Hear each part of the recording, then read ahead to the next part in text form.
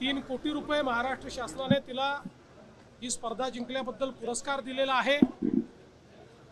केवळ 19 वर्षाची ही कन्या हिने भारताची पहिली ग्रँडमास्टर महिला म्हणून या ठिकाणी ही स्पर्धा जिंकलेली आहे आणि खऱ्या अर्थानं पुढच्या काळामध्ये तिच्याकडनं भारताला खूप अपेक्षा आहेत। वेगवेगळ्या ज्या स्पर्धा होतात त्या स्पर्धांमध्ये ती भारताचं नाव उंच करेल। एक आनंदाची गोष्ट अशी आहे की आतापर्यंत महिला बुद्धिबळामध्ये चीनच्या बुद्धिबळपटूंचा बोलबाला होता, पण यावेळी जागतिक बुद्धिबळ स्पर्धेत दोन्हीही महिला या भारताच्या पोचल्या।